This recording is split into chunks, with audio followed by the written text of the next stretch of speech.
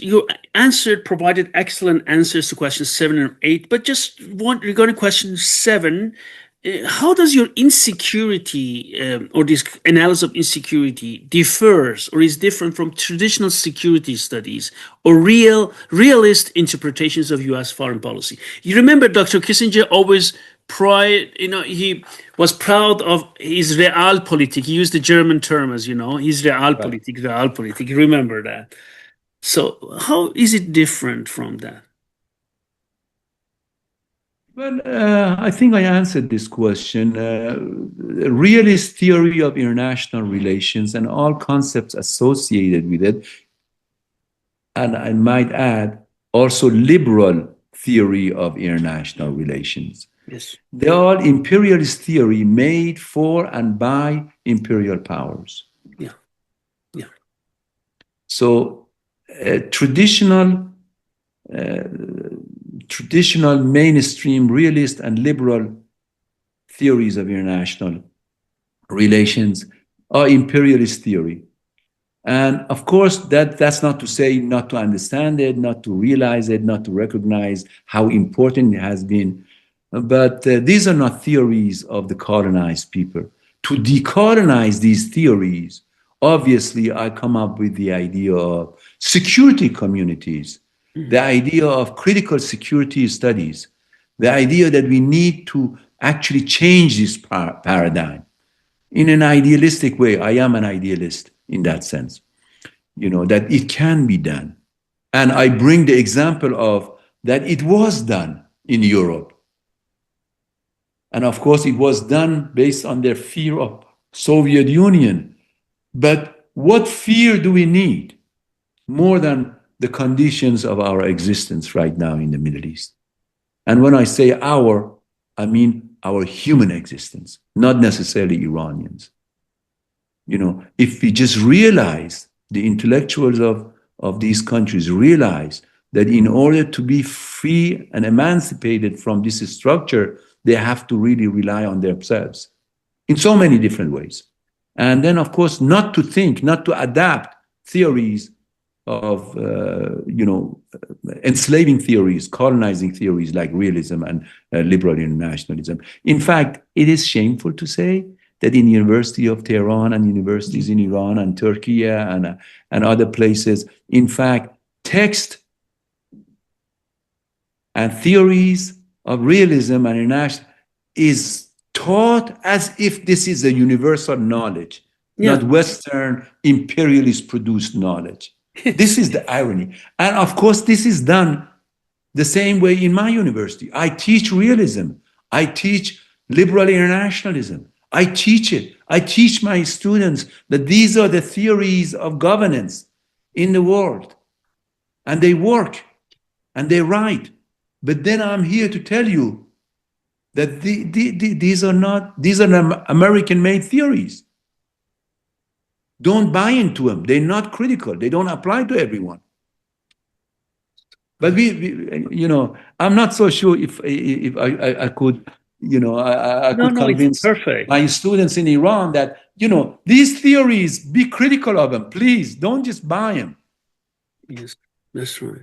It reminds me, we also teach it for like CSR, corporate social responsibility, like principle-based ethics based on Kant, Immanuel Kant, who always talks about universal principles, all humankinds. But when you go back and see what kind of attitudes he had towards certain races, then he say, seriously, Mr. Kant, you talk about universal human values, factoring out certain races. Are you serious? And then my colleague said, "Oh, Manucha, back then the world was different." I said, "No, no, no, no, no.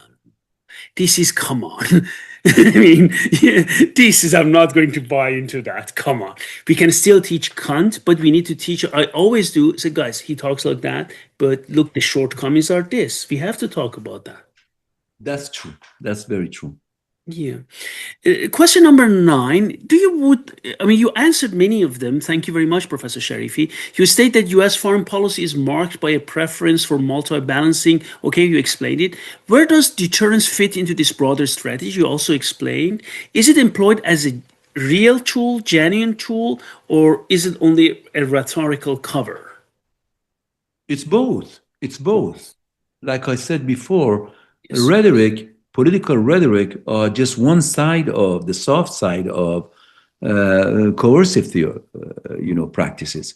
Yes. They work right now. For example, the Trump administration justifies its attack on Iran rhetorically based on obliterating the potential threat. So that's a part of soft power. That's a part of rhetoric. But at the same time, the real power was there to do it. Yeah. So they're not really distinguished from each other. They cannot. No, absolutely. Professor Sharifi, number 10 is very important because many Iranians have been discussing it inside Iran, outside Iran, in Europe, United States, Canada, everywhere, Australia. What role, if any, did deterrence play in shaping US policy toward nuclear armed Pakistan in contrast to Afghanistan, which lacked similar strategic leverage? Could Pakistan avoid or could have they avoided being attacked because they are nuclear armed? So it will help them. If you compare it to countries like Afghanistan in this case, or maybe we can go to talk about Iraq, Libya, and so on and so on. Well, um, the problem of comparing apples with oranges is really a huge deal. We cannot compare, obviously, Afghanistan with Pakistan, not only because of the fact that Pakistan has nuclear weapon and Afghanistan doesn't, but Afghanistan is a weaker country, obviously, and it's easier to invade it. But nevertheless, Pakistan is a balancing pawn in the scheme of US policies for the last 70 years. And in fact, it was Pakistan, it was America that allowed, in a sense, or ignored or dismissed, didn't focus so much about the idea of Pakistan having a nuclear weapon, because it couldn't just, it wanted to balance it against India. And we got to remember that this whole idea of Pakistan and India being separated from each other, one of the gravest gravest tragedy of our current era, which can end our humanity as we know it, was a colonial British scheme. Yeah. As you very well know. Yeah. So this was again another policy of divide and conquer that created India, separated it from Pakistan.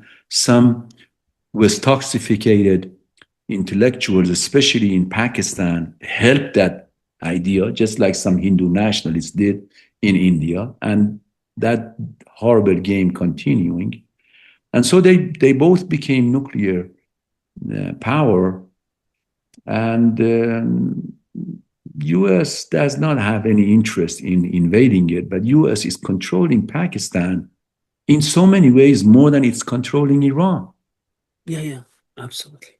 You know, many of today's Pakistani problem, is rooted in the 1980s, Yeah, where US created Mujahideen and overthrew it. Pakistan willingly became the tool of imperialists. And of course, now it's paying for it 50 years later. Professor And probably Sharifi. it will never get out of the jam that it created for itself. Professor Sharifi, are you partially referring to these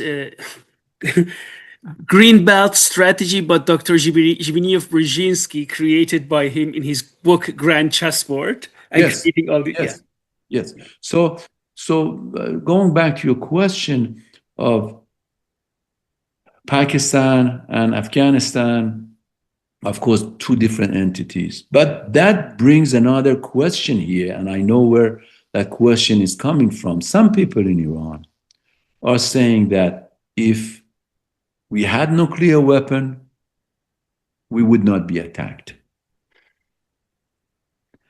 So the idea is that deterrence work. We have to have nuclear weapon. Now, nobody can predict the future, but I don't. I cannot on two grounds. We have to explore this question on two, three different grounds. First, is it ethical? Is it humanistic? Is it to develop nuclear weapon? The question is obvious. No, it's not.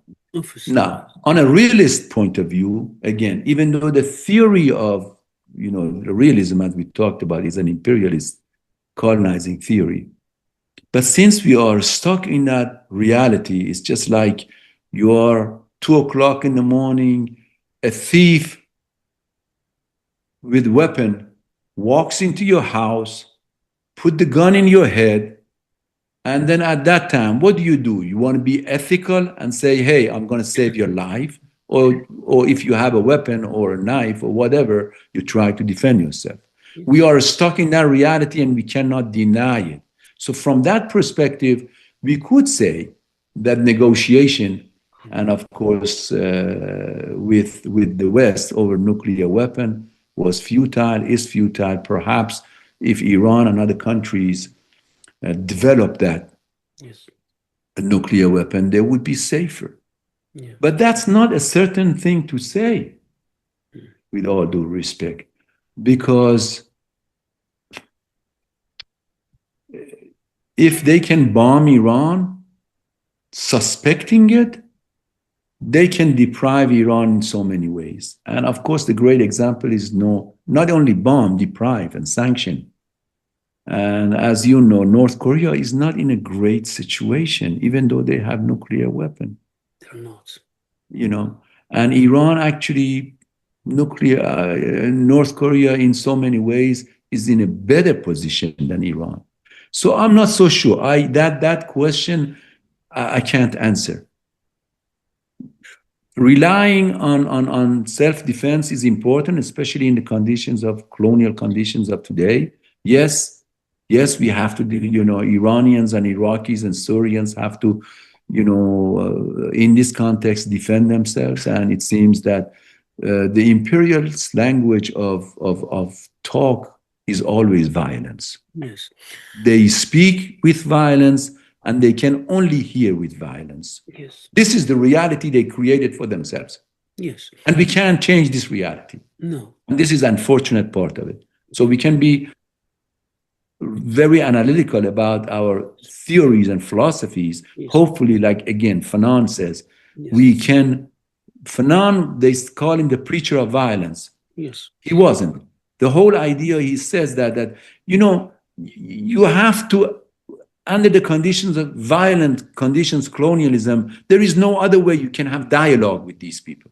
Yes. You have to use violence, and violence is liberating. It frees you. Yes, he said that. While that is correct, he said that. He says, but you have to, he said, comrades, please remember that you cannot play the same game that the imperialists play. Because if you do, you'll be the same as them. You'll be colonizing your own people. This is what Gandhi told his people. He says, we are trying to free ourselves, to create a nation, but we don't want to just follow the line of Britain and create another imperialist nation. And all in all. So this is my answer. I mean, I'm sorry, it's ambiguous, but that is the complexity of the issues, depending on where we are and what we stand. Thanks Yes. for mentioning that, Professor Sharifi. It reminds me what you mentioned, Gandhi. He said, I think one statement of him, if I am not mistaken, you become what you hate the most. So you need to be Yes. very careful. Yes. And Fanon warned against that. Oh, Gandhi warns against that. Many people have warned against that because once you use the instrument of power to survive, which is you're forced to, and then if that instrument becomes also your, not only your means, becomes your end, then of course the whole thing implodes. As you know, Soviet Union was created with the ideal of emancipatory, ideal of freedom for humanity. But under Stalin, unfortunately, it turned internal. It became very authoritarian. It became very, it, it forgot, it forgot, it forgot the idea, the original idea of emancipation of mankind. yes. And it became a Soviet nationalist state for Yes, its own imperialistic absolutely. project, and it failed. And of course, U.S. is doing the same to itself. Britain did the same thing to itself, Yes, and now it's a shell of itself, a yes. shell of itself. And its America is, in fact, uh, if it continues this route, it will implode. Yeah, It is already declining yes. drastically, and it's dangerous, definitely, but definitely this route Uh, is a Professor wrong Sharifi, path. please, as an American citizen, correct me if I'm wrong, because I studied also American studies, and I go to come to your country very often. But from my study time, from that time, every year or every 2 years up to now, each time I come to United States, I feel maybe I'm wrong. Roads are getting worse. Transportation systems are not improving. I have the feeling the country is, I cannot explain, maybe I have a wrong impression, I have the feeling the country is not improving. Maybe I'm wrong. Look, I'm not in civil engineering, but it's just a very subjective feeling I have. It is really declining in so many ways Yeah, that is beyond this session of ours. It is declining its economic production. yeah, It is it is expanding and increasing its taxes on people. It is not spending any money almost on infrastructure, on healthcare, yeah, on education, on environment. Obviously, this is a great country. I mean, U.S. is a great country. Its land is located in ideally the best, yeah. without any comparison, I agree. real estate location on earth. Yes, It has great people, great culture, great knowledge. But right now, idiots are in charge. And they have been in charge for a long time. They even becoming bad imperialists.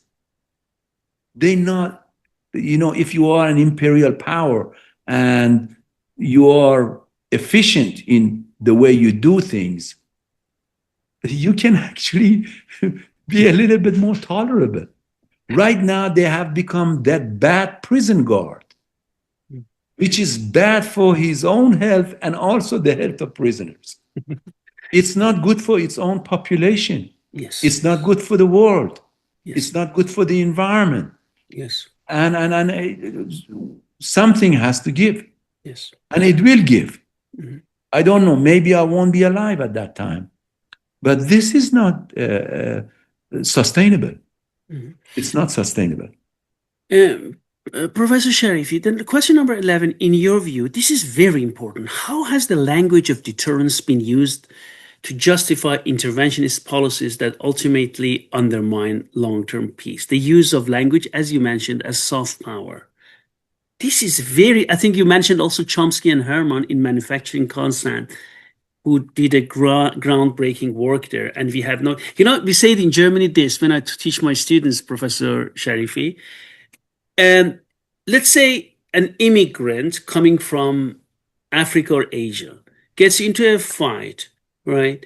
And in that fight, domestic violence, which is a terrible thing, we all know, right? But then fisticuff, let's say, push back and forth with his wife, and unfortunately, his wife, they have an accident and she dies. So he commits homicide. Very bad, terrible, let's say, unintentional. Then we have a, let's say, a Nordic guy. I call it Nordic on purpose, German guy, because there are different German citizens, me as well, right? And this person then pushes his wife back and forth, also unintentional. Very sad, the wife dies. So we have homicide happens. No, we don't want to talk about first degree, second degree, third degree. Let's say third degree, whatever. We don't want to go into legal aspects of it. Unintentional. But one thing which is important is the way the German press reports on that. The Nordic guy becomes a passion crime, and the guy from Middle East or Africa is called honor killing. You hear me, Professor Sharifi, right? So, excuse me, we always say, as you said also in your research, words have tons of power.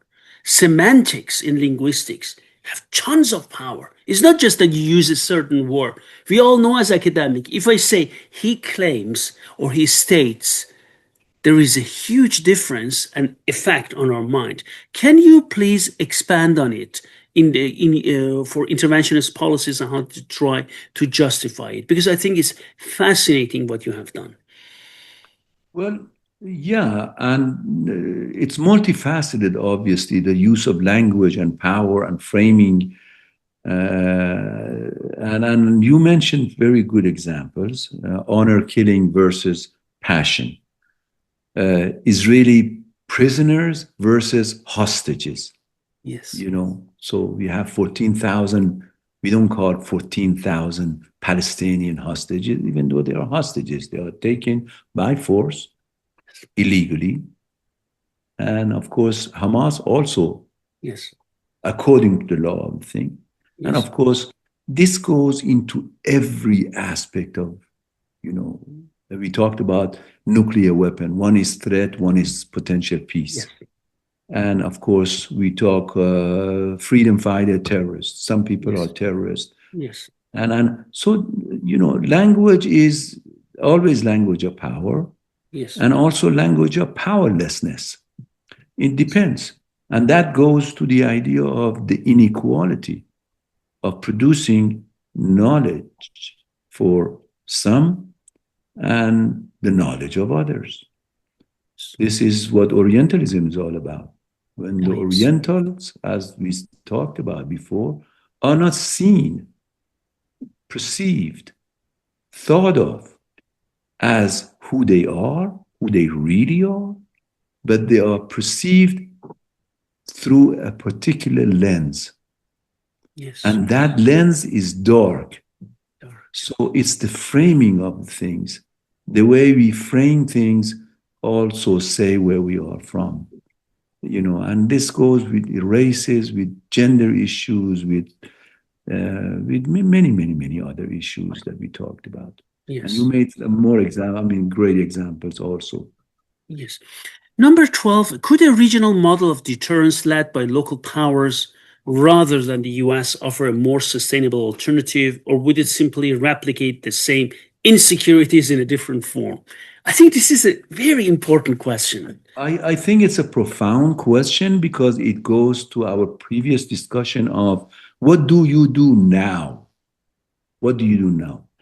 I believe a part of the regional insecurity communities to convert it to a regional security communities.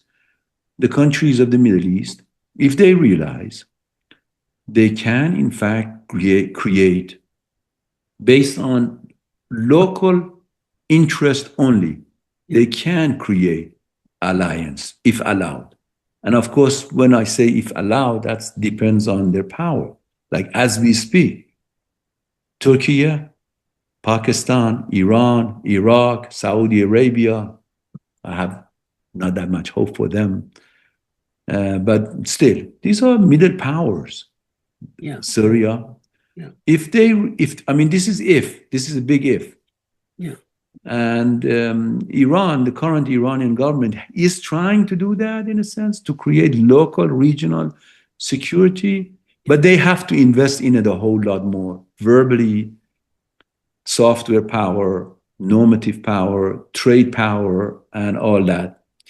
And definitely that seems to be the only options. And of course, we have other examples. The example of Shanghai Cooperation Organization, for example, or ASEAN. Yes. These countries don't have the same culture, the same religion, the same ethnic background. Some of them even geographically are farther from each other. But nevertheless, they have come together and they have created a sort of loose security, regional security community where one is not being balanced against the other.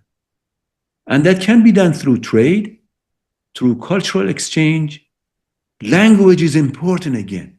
The way we talk about our Arab brothers, our Sunni brothers, our Shiite brother, our Pakistanis, our Afghans, the way we treat them, the way we talk to them, the way we rely on them, the way we have them rely on us, not in a bargaining, exchange, cheap way, helping them, helping us. It creates mutual trust. And if we create mutual trust among people, no regime can come to power to say, hey, Iranians are your enemies, let's say to Iraqis. If that mutual interest exists. This is hard work, long-term work, but that's the only way we can, at least that part of the Middle Eastern part of the world, can create security community for itself. Professor Sharifi, may I share something with you because your opinions are very important to me. But I thought maybe I can share something, and maybe let's say my wife and I try to intervene in the education of our kids. I have a daughter and a son, right? And when they were born, so again, I don't want to go to Dr. Gilligan because it's a socialization that boys have cars and girls have dolls. But my girl wanted to have dolls, my boy wanted to have cars and all those drivers. But what we did on purpose, we bought different types of dolls from different types of background. And if I may, so I don't like this word, but I use this English word, skin color. Different types for my daughter. We did the same for drivers for my boy. Different types. Different even the way they were dressed or, clothes. So they were always grew up with the world. So because we wanted to have my daughter and my son, my wife and a world view. Human beings. So I mentioned that to you. Why? Because each time when I teach, some colleagues or some students say, everyone has limitations. I said, well, we don't. What kind of limitations? Because our goal was with my wife, we are going to raise our kids that way. Because thank you for saying that. Not, oh, those guys are like that. These guys are like that.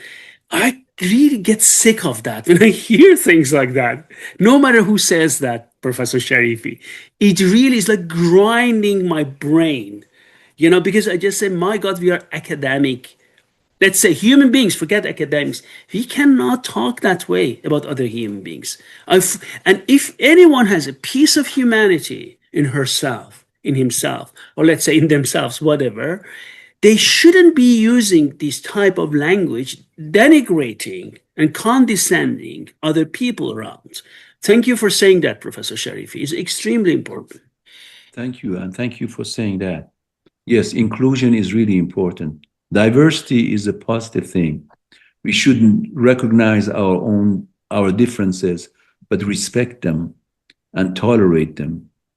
And not tolerate, even tolerate is not a good word because it comes from tolerating it. But we should be hospitable to other ideas and our differences. There are some norms, and this goes back to many religion and ethics, and treat others people like you would want to be treated. It's simple. It's a universal principle. Yes, you're right. And not doing it, it's not right. Yes. Thank you very much. Let's go to the next one. Okay, Orientalism, you already explained what it is. Thank you very much. And how harmful effects on them, you explained them very well. Do you believe Orientalistic thinking still shapes Western geopolitical policies today? You also explained that, but I think the answer is a clear yes, it still does, right? More so now than before, in some ways. It does. Absolutely, it does. It does. Could you please explain